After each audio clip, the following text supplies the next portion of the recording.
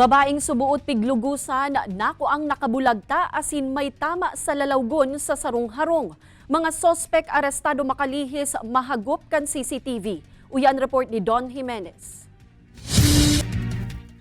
May tama sa lalawgon, duguan na sinmayo na ninsulot na badukan madukayan ang sarong babae sa laog kan sarong harong sa barangay Tugos, Paracale, Camarines Norte. Enot digdi sa CCTV footage na kuasa na sambitan ng barangay, may hiling ang babae na kaulay ang duwang lalaki sa sarong payag sa gilid kan tinampo. Hasa sa naglaugan mga ini sa pintuan sa balyong tinampo. Sunod na nahiling ang pagluwas asin pagbalik giraray sa lugar kan sarong lalaki.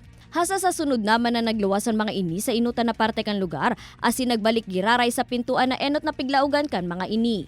Asin magkasabay nang nagluwasan duwang lalaki na naglakaw nagarumayon ni nangyari. Hasa sa nadiskubre na sana kang sarong persona na may nakahigdang babae sa laog kan harong, duguan asin may tama sa payo kung kaya tulos na pigdalagan sa ospital.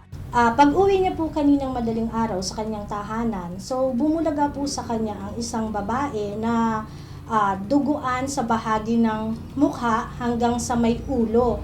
So ito po ay walang saplot. Sa tabang kan CCTV footage sa lugar, tulos na nasusog kan mga nagresponding otoridad ang duwang suspetsado. Sigun sa pulisya, binisto ang mga sospek na sinda Philip Yebra, 23 anyos, asin John Ross Rivel, 21 anyos. Kaya po hanggang sa ngayon, siya po ay nasa Camarines Norte Provincial Hospital at kasalukuyan po siyang ginagamot. Depensa subot kan mga sospek na ininda piglugusan ang biktima. Alagad aminadong pareho nindang pigpusakan ni pugon ang lalawgon kaini.